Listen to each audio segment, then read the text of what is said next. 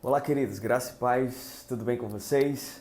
Quero agradecer a sua participação aqui no nosso canal e desde já também pedir para que você possa dar um like aqui nesse vídeo e também compartilhar nas suas redes sociais. Se você ainda não é inscrito no nosso canal, você pode fazer isso agora mesmo, amém? Nós vamos falar hoje sobre algo tão importante, gente. Meu coração se alegra tanto em poder compartilhar isso com você, porque nós iremos falar sobre algo que é a coluna principal daquilo que nós somos hoje. Talvez o grande propósito de nós estarmos aqui nessa terra, com certeza, ao que o Senhor nos deixou como principal propósito de existirmos como igreja. Exatamente, irmãos, nós vamos falar sobre a grande comissão. Eu separei um texto que há algum tempo está no meu coração e eu quero poder compartilhar ele com você. Se encontra no livro de Provérbios, capítulo 24, a partir do verso 11, diz exatamente assim: livra os que estão sendo levados para a morte e salva os que cambaleiam indo para serem mortos. Se disseres, não o soubemos, não receberá aquele que pesa os corações? Não saberá aquele que atenta para a tua alma, e não pagará ele ao homem segundo as suas obras. Irmãos, que texto poderoso, querido. Meu coração se alegra, porque desde sempre Deus deixou o seu propósito muito claro para todos nós em pregar o Evangelho. E nós iremos falar sobre a grande comissão.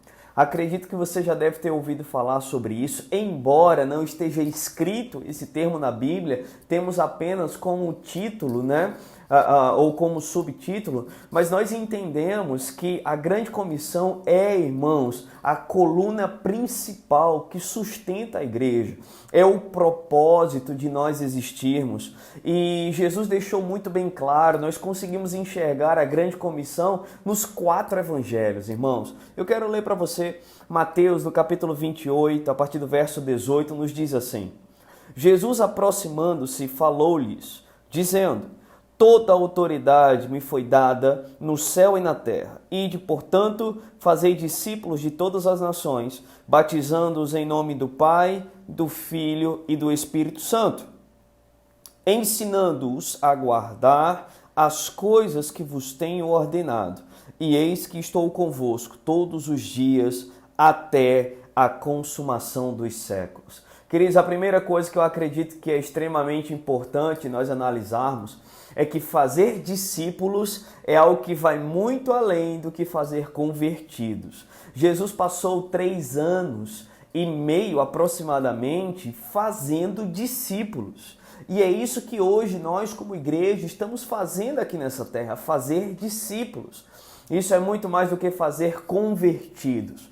Fazer discípulos, irmãos, exige esforço, exige um mentoreamento, exige um acompanhamento, exige um discipulado, exige investir na vida de alguém. Fazer discípulos é a nossa maior tarefa. Essa é a grande comissão, irmãos, é fazer discípulos. Jesus também nos falou isso através da carta de Marcos, do Evangelho de Marcos, através do Evangelho de Marcos, em Marcos capítulo 16, no verso 15, quando ele diz assim: e disse-lhes, ide por todo o mundo, pregai o Evangelho a toda criatura. Quem crer e for batizado será salvo, quem, porém, não crer será condenado. Estes sinais hão de acompanhar aqueles que creem em meu nome. Expelirão demônios, falarão novas línguas, pegarão em serpentes, e se alguma coisa mortífera beberem, não lhes fará mal. Se impuserem as mãos sobre os enfermos, eles ficarão curados. Desde Mateus, no capítulo 28, Jesus começa a falar sobre a autoridade que ele possuía e como essa autoridade, irmãos, estava entregue em nossas mãos. Nós devemos ir porque ele recebeu a autoridade e no nome de Jesus todo joelho tem que se dobrar. O nome de Jesus está acima de todo nome e nos foi dado como igreja. Todas as coisas estão debaixo dos nossos pés, porque estamos assentados com Ele nas regiões celestiais. E aqui em Marcos capítulo 16, verso 15, ele fala, irmãos, todos os sinais que nos acompanhariam. Primeiro ele disse, vocês devem ir, essa é a missão de vocês, essa é a obrigação de vocês, vocês devem fazer aquilo que eu faço, vocês devem continuar fazendo aquilo que eu fiz, vocês devem pregar o evangelho, vocês devem batizar as pessoas, vocês devem fazer discípulos, vocês devem colocar suas mãos sobre os enfermos, vocês devem expulsar demônios, não ter medo de coisas mortíferas, eis que estou convosco todos os dias até a consumação dos séculos. Outro relato sobre essa grande comissão se encontra em Lucas, no capítulo 24, a partir do verso 46, que nos diz assim: E lhes disse, assim está escrito, que o Cristo havia de padecer e ressuscitar dentre os mortos no terceiro dia. Ele ressuscitou. E que em seu nome se pregasse arrependimento para a remissão de pecados a todas as nações, começando de Jerusalém. Vós sois testemunhas dessas coisas. É algo muito parecido, irmãos, com aquilo que o próprio Jesus falou em Atos, no capítulo 1, no versículo 8, ao qual ele disse, recebereis poder ao descer sobre vós o Espírito e sereis minhas testemunhas, tanto em Jerusalém como em toda a Judéia, Samaria e até os confins da terra. Jesus está dizendo, irmãos, que eles deveriam começar em Jerusalém. Nós lemos o livro de Atos, sabemos que isso aconteceu, que o início, o derramamento do Espírito aconteceu em Jerusalém, onde eles foram capacitados. Isso é algo tão importante que Jesus não os liberou para fazer discípulos, pregar a palavra, até que eles fossem revestidos desse poder. Então, de fato, começou em Jerusalém. Mas em Atos, no capítulo 1, verso 8, ele nos diz algo muito interessante. Ele diz, tanto em Jerusalém, como em toda a Judéia, Samaria e até os confins da terra. E tanto como, irmãos, nos dá uma ideia de igualdade.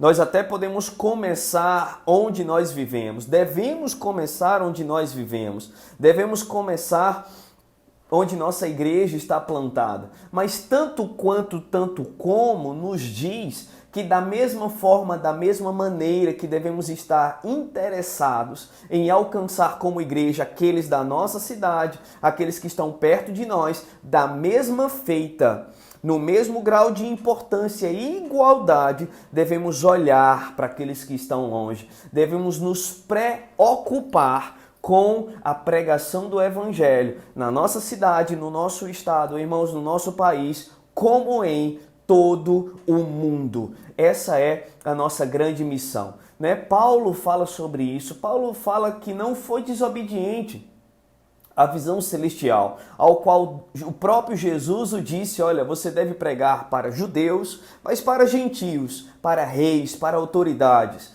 E ele não foi desobediente à visão celestial. Essa deve ser nossa visão, queridos. Devemos, tanto quanto em onde vivemos, onde nossa cidade, nossa igreja está plantada, como em todos os lugares, o grau de importância para nós deve ser o mesmo. Isso é algo super importante.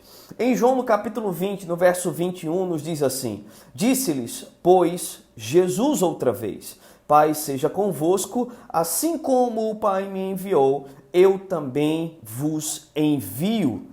Jesus nos enviou da mesma forma, da mesma maneira que ele foi enviado pelo Pai. Então nós podemos aprender com Jesus da forma, da maneira que ele evangelizou, como ele cuidou, como ele tratou, como ele buscou o perdido. Isso é exemplo para nós, porque ele nos deu, irmãos, essa incumbência. Ele nos enviou a pregar o evangelho. Por onde? Tanto em Jerusalém, Judéia, Samaria e até os confins da terra. Tanto na sua cidade, como no seu estado, como no seu país, como até os confins da terra. Deve ser irmãos, nossa responsabilidade pregar esse evangelho em todos os lugares.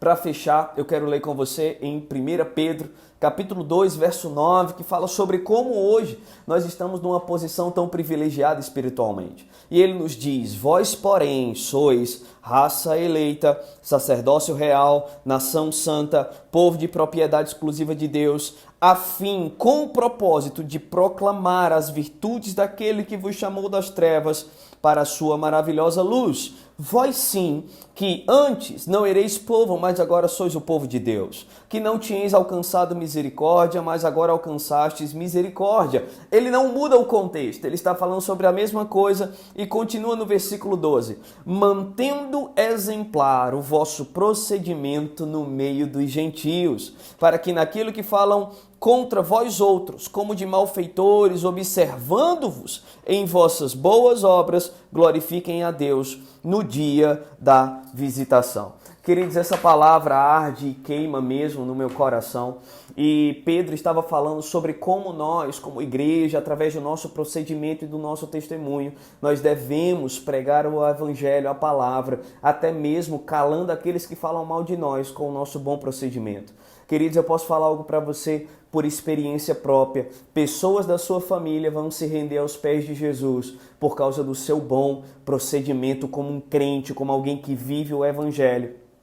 Você deve, irmão, entender que é sua responsabilidade fazer parte do evangelismo mundial, fazer parte do evangelismo dando continuidade àquilo que Jesus nos deixou. Né? Eu, por tantos anos, irmãos, tive a oportunidade de evangelizar em presídios, em casas de detenção para menores, em hospitais, em favelas, né? Numa última live que nós fizemos com alguns irmãos, eles lembraram de como eu tive a oportunidade, algo que eu não lembrava, irmãos, de ser usado pelo Senhor, e 2 centros de Umbanda foram fechados e aqueles que estavam à frente receberam Jesus. Então, queridos, eu quero dizer algo para você: o Evangelho não perdeu o seu poder. Nós somos aqueles que enviaremos a palavra da salvação e resgataremos a muitos da morte. Lembre-se do poder da palavra. Ela cura, liberta, salva e pode mudar a história,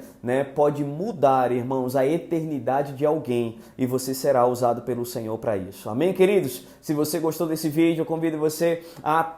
Lembre-se, dá um like aí, é super importante. Se você ainda não é participante do nosso canal, também se inscreve no nosso canal para você receber notificações, deixa o sininho ativado e com certeza você vai estar sempre sendo abençoado através dos nossos conteúdos semanais. Lembre-se, viva sempre o sobrenatural.